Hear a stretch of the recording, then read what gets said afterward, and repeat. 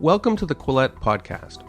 I'm your host, Jonathan Kay, a senior editor at Quillette. Quillette is where free thought lives. We are an independent grassroots platform for heterodox ideas and fearless commentary. If you'd like to support the podcast, you can do so by going to quillette.com and becoming a paid subscriber. This subscription will also give you access to all our articles and early access to Quillette social events.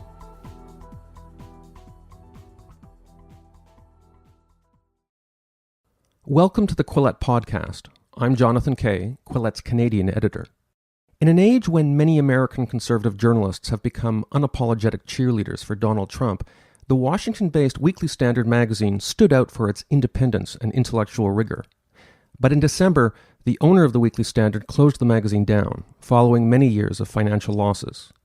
Among the veteran journalists who lost their jobs was Bill Kristol, the magazine's founder, and, until several years ago, its longtime editor-in-chief. In late January, Mr. Kristol spoke to Quillette over the phone about the Weekly Standard, the future of journalism, conservative politics, and his own plans in the post-Weekly Standard era. Here are excerpts from our conversation.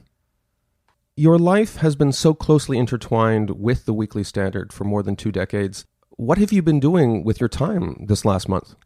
I somehow managed to keep busy, but you're right, there is a kind of a twitch on Thursday, which is when we close the print the print edition of the Weekly Standard.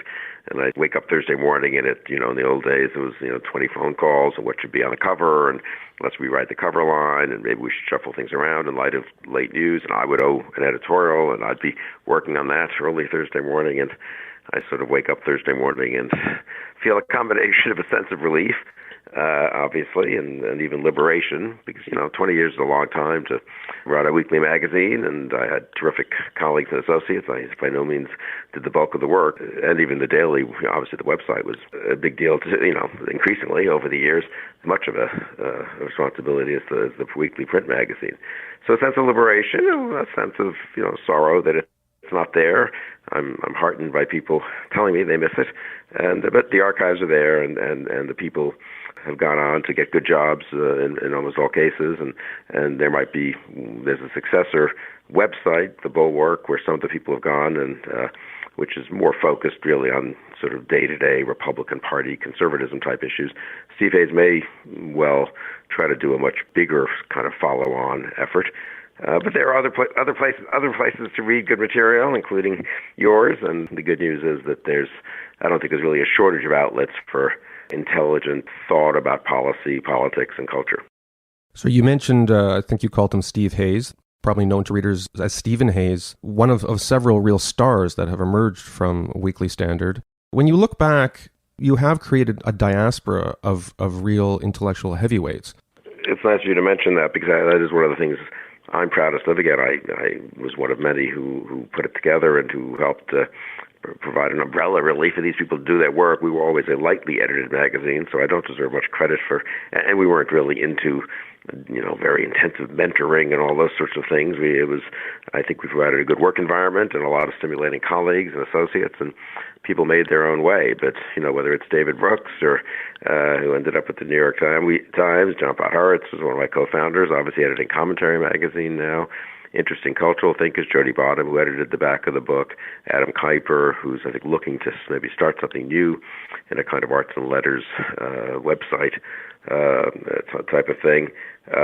Awful lot of young people, Mike Warren, who's now at CNN, and John McCormick, and I won't bother with all the names, but, who I think got good starts at the Standard. So I think we were pretty good at spotting talent, and more importantly, we were always open to people joining us, both obviously if we had jobs, but writing for us. I'm proud that we sort of had an open door, and one of the things I did insist on early on was that we not have a sort of insular view that, well, we publish our own people, but we're going to be very skeptical of stuff coming across the transom. And all kinds of people and all kinds of articles came across the transom, and some of them were more one-off and two-off, and, the good articles, and people went on with their lives, but some people became regular contributors. Some people actually joined the staff. The other thing I think we did is we were able, again, you guys do this too, to find academics who were known perhaps in their disciplines, but not widely known outside, provided a place they could write less academic prose, comment on broader cultural issues and trends, And I think they've become much better known as a result of the Weekly Standard. And insofar as more people will learn from them now, whether it's Paul Cantor at the University of Virginia, Harvey Mansfield at Harvard, he was already pretty well known. But I think we've helped introduce some of these people to a much broader audience. So I think all of that is good. For me, it was never about the Standard as a brand. It was about, helping encourage a healthy discussion of ideas and policies and politics. And I think we did some of that. On the other hand, we also were supposed to be advancing a kind of reformist, forward-looking, intelligent, enlightened conservatism, and we ended up with Donald Trump as president. So I can't really claim that it was entirely a success story. Well, let's go back in time a little bit, because I think that depends upon what your time frame is. Because certainly in the 1990s, I think people would have said that the Weekly Standard was a success story. And going into the George W. Bush administration, I remember there was one line that was, the Weekly Standard was, I think, the in-flight magazine of Air Force One. So certainly you were influential during that period. I think we were, and sometimes on some issues more than on others, and with some readers more than with others. No, but it is funny, and the Trump phenomenon has cast such a distorting shadow over everything. In 2015, so it's just, 4 years ago now, a new Republican class showed up, and I remember we were joking that people ranging from Senator Cotton of Arkansas to Congressman Mike Gallagher, I guess he wasn't yet a congressman, he's the class of 2016, but of Wisconsin, Elise Stefanik of New York, and these were all people, younger Republicans who had run for the Senate and the House, in these cases who had won. Marco Rubio was already there. These were all people who we knew personally. A lot of them, they all read the Weekly Standard. I don't know if they read every article or every issue, but they were familiar with it and certainly looked at it and told their staffs to go through it for them. Some of them, we got to know when they were very young and had written for us, actually. They were way before they were congressmen or senators. So one had the sense in 2015 that there was a kind of younger generation coming along in the party, and obviously many staffers who aren't household names, who worked for the Scott Walkers and the Larry Hogans and the Charlie Bakers. These are the governors of major states. And just one had the feeling that I was not pessimistic, actually, about the Republican Party or about conservatism. It seemed like there was a kind of reformist conservatism in domestic policy. Foreign policy was complicated, but I thought there were lots of people who understood the importance of American world leadership, and there were interesting cultural debates going on, sort of how much one couldn't just be backward-looking, but on the other hand, one didn't want to be mindlessly progressive, and what was there? How did one develop how should one think about some of these big cultural issues? A lot of the fights for academic freedom on campus we were very involved in. So I wasn't pessimistic. I think we had real influence. And as I say, I think we still do, honestly. People look to, or did until December when we closed, and the people who were associated with the Weekly Standard still do. It is, though, distorting. The Trump shadow makes one is a real distortion. It's not just a distortion in the sense that people don't see clearly because of it, but it really has a real-world effect, so that things that seem to be on the ascendancy and ideas that up-and-coming types should embrace or debate, at least, have now been either shoved aside or are being debated in a kind of a distorted way, which actually damages those ideas. That's one reason I've been so concerned by the Trump phenomenon. I mean, it's not just that he's a bad president, which he is, and I think he's doing some damage to the country, which he is, but he's distorting a lot of conservative positions and thoughts almost, and not just conservative, but even, let's say, people who try to be free thinkers, not sort of dogmatic, orthodox progressives. A lot of that thought is harder to advance in a serious and constructive way in the age of Trump. Is it just more difficult, putting politics and ideology aside, to get anybody to read a 5,000-word cover story in a weekly political magazine? Yes, I mean there's some of that, and that's true, and it's also more difficult probably to get people from other points of view to read, or and even to get writers probably to say, well, look, on this issue, maybe some of us were wrong, and here's someone I don't agree with on A, B, or C, but I think on this, it's a good point. The other kind of distortion, not to obsess on Trump, but I just am struck by it, is, you make the case against political correctness, which God knows we did enough of at the Weekly Standard.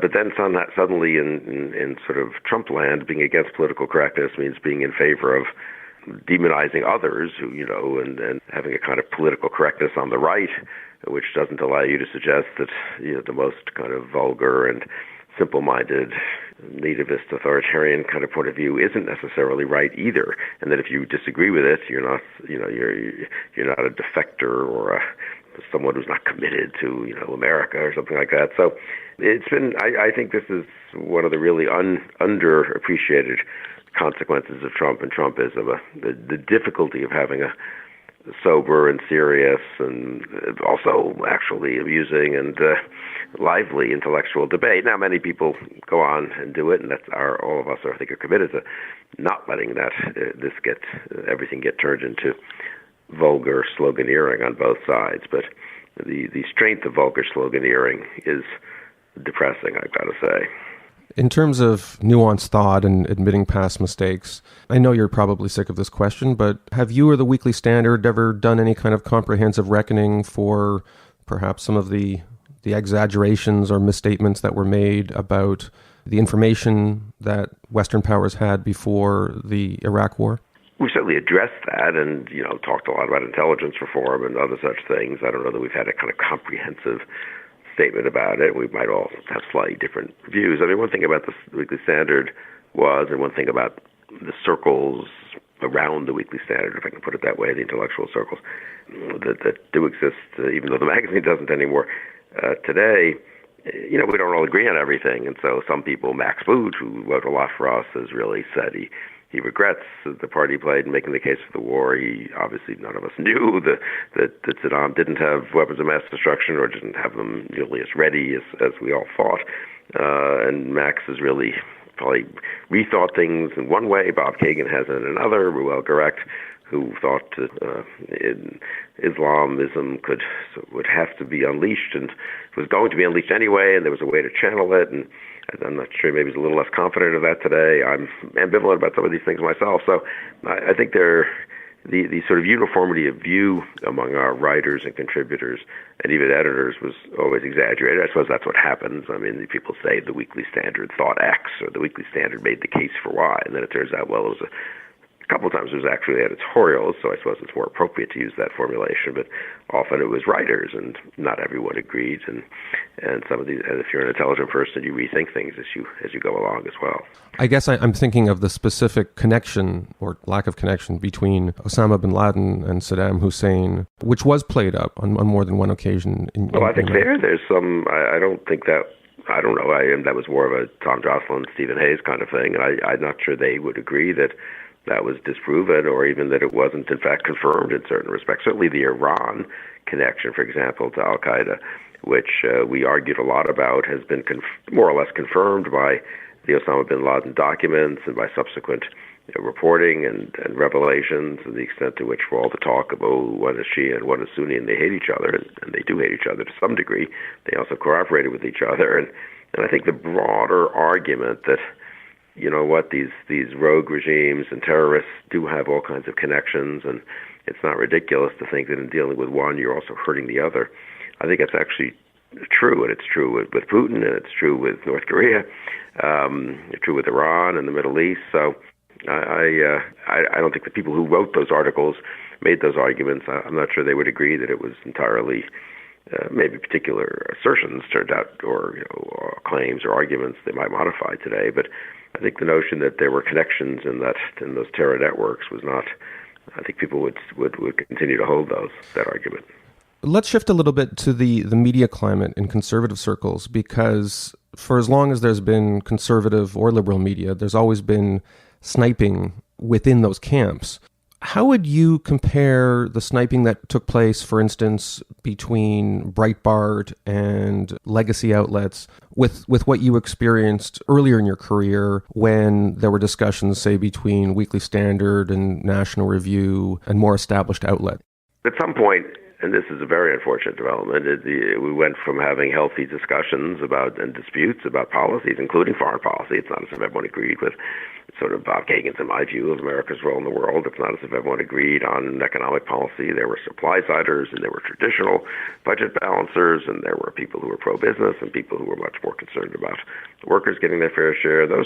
We took great pride in publishing contrarian pieces, unorthodox pieces. Erwin Stelzer must have written for us 10 times making the case for the carbon tax, but you had to take climate change seriously, at least as a possible threat. I mean, obviously it was really happening, but as a possible danger, which at least it was worth addressing in a kind of precautionary way.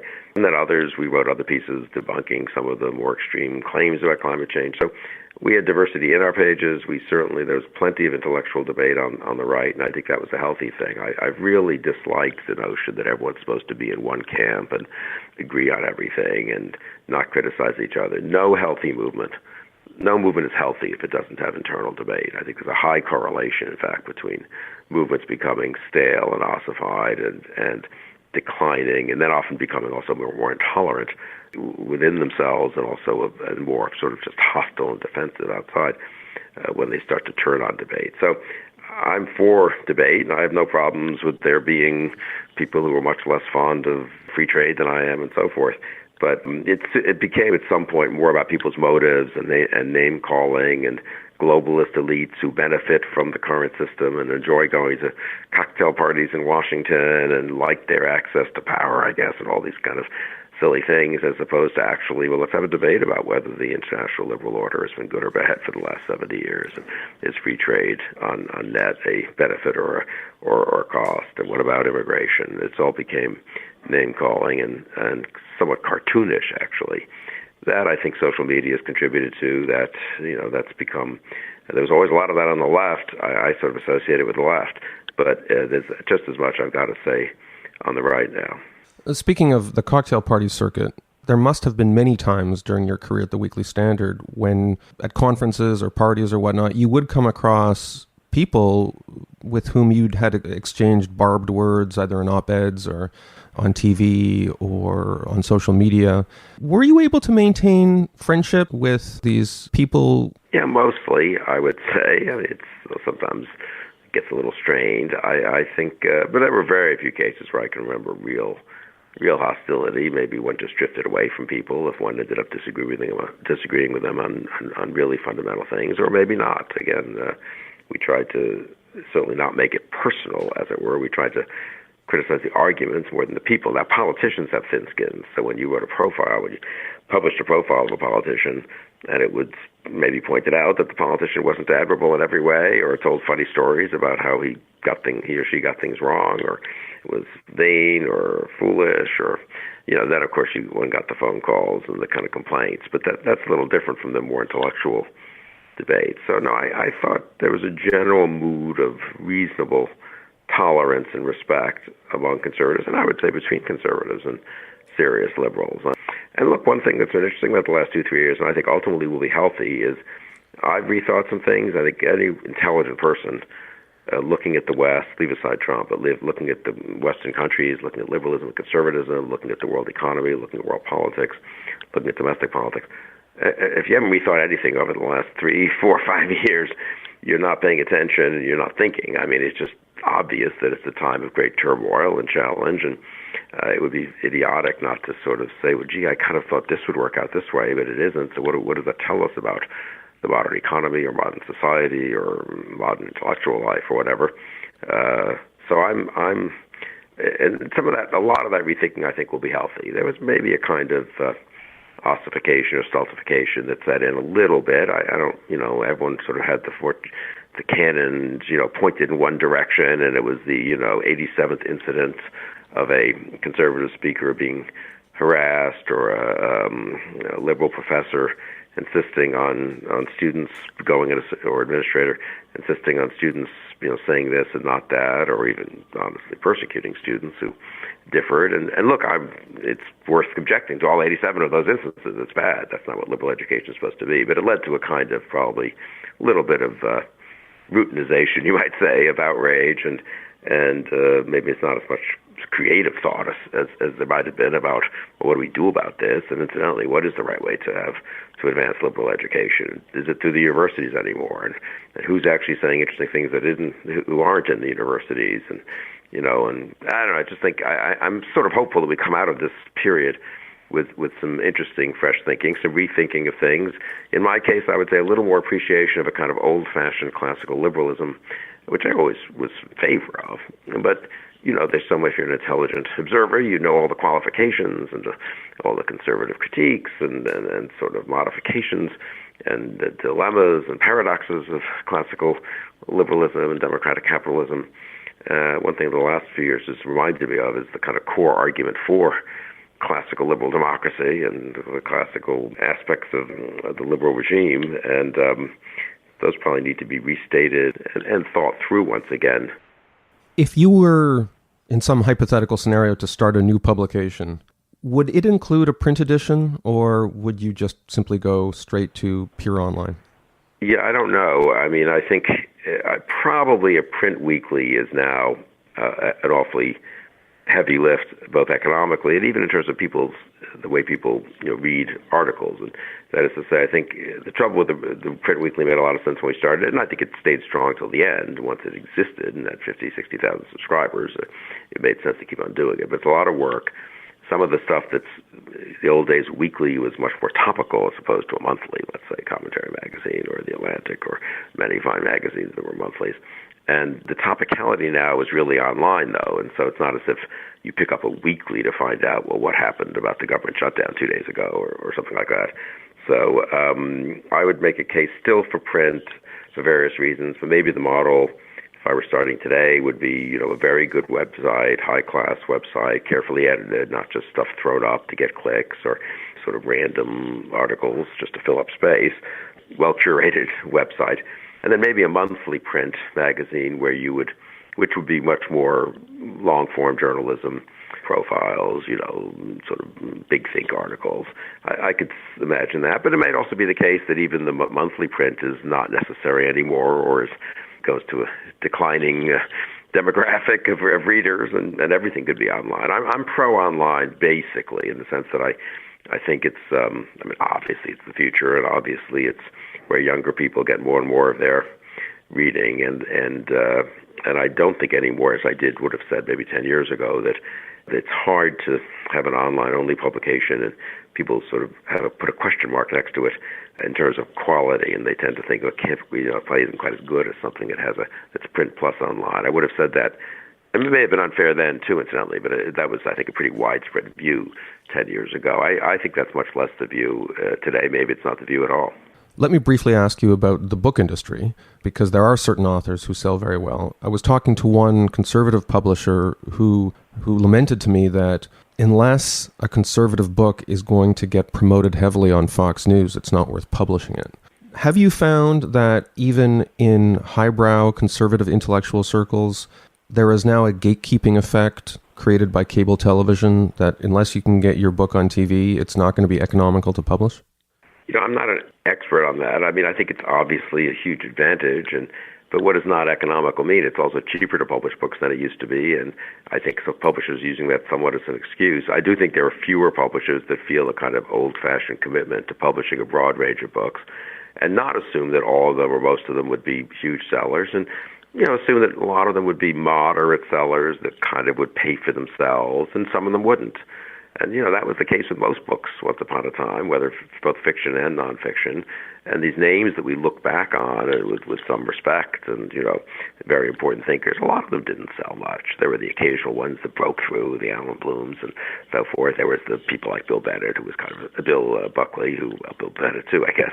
But Bill Buckley, who was enough of a celebrity to really sell books. But there were an awful lot of the important conservative and liberal and other thinkers of the last 50, 60, 70 years who, kind of mid-list, you might say, writers. I think it's worrisome that there are just fewer publishers who seem committed to that. The good news, though, is a lot of that material can be gotten online, and people do learn that way. And so I think it's a bit of a trade-off. I do these conversations with Bill Kristol where we try to publicize precisely, I hope the conversations are worth reading in their own right, but worth watching or listening to in their own right. But one of the purposes is to also has some younger people who are so much more accustomed to video or audio. You can listen to the conversations as podcasts, like this podcast, and say, "Well, that's interesting that what Harvey Mansfield has to say about the Federalist Papers. Maybe I'll go look at the Federalist Papers, which I didn't read most of in college. Maybe I'll actually go look up Harvey Mansfield. Maybe I'll look up other people who Mansfield has referred to who have written interesting essays about the dilemmas of liberal democracy or how self-government should or shouldn't work." And so I think there are other ways than the more traditional Random House and Knopf and Penguin publishing an awful lot of books and books of essays to get, in effect, the same ideas out there. But so I don't know how much book publishing may be a decreasing part of the intellectual discourse. I guess one exception to that would be Canada's own Jordan Peterson. I think his last book sold something like 2 million copies. I recently learned that you have met Jordan Peterson, and I think you appeared at the same event. I'm wondering where you think Jordan Peterson fits, if at all, into the system of conservative thought that's emerging these days. So I'd say he's an interesting case, though. So my impression is the books sold, but I may be slightly wrong about this. One reason the books became such huge sellers is that he became such a huge figure, really more on YouTube and on podcasts. So it is a kind of interesting case study where the books don't take off quite the way they used to by themselves. But that's fine, too. I don't know. I like Jordan Peterson. We had a nice talk at this conference and spent some time together. I don't know, honestly, it's worked that well. And, again, I'm very liberal in the small L sense, or pluralist, or whatever the right word is on sort of thought. I have my own, I was educated by certain people. I take certain things more seriously than others. And it's the new century, and I don't have a dogmatic view about what the right way to approach some of these issues are. And one thing I have learned over my sort of adult life, I'd say much more, I'm more liberal with a small L in that sense today than I was 40 years ago. I used to think, if you didn't really study the classics in the right way and understand the history of political philosophy in the way my teachers taught it to be, you're not going to get other things right. You can get a lot of things right, if I can use that simplistic formulation. You can have insights into a lot of issues from a lot of different disciplines and lots of points of view and lots of strains of conservatism and liberalism, too. So I'm, to the degree that Jordan Peterson is a counterpoint and a counterweight to a kind of stultifying progressive orthodoxy, I'm for him. You obviously have a lot of things to say and to write about what's going on right now. What is your next project? I'm not sure. I probably should try to write something more serious, but I'm also trying to involved in actual practical politics here in the U.S. in terms of the Republican Party and conservatism, and so I've got various things going on. Teaching a little bit on a couple of campuses. So we'll see.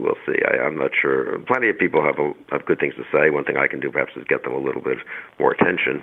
That's what we did at the magazine. I was not the best writer and the best contributor or the most frequent probably contributor to the Weekly Standard over its history, but I think we helped get a lot of other people the attention they deserve, and I think it's one thing I can continue to do. Well, I hope you will consider contributing to Quillette in the future, and I thank you for joining us on the podcast.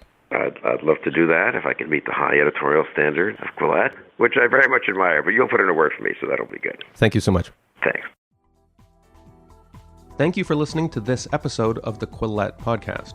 Quillette is where free thought lives. We are an independent grassroots platform for heterodox ideas and fearless commentary.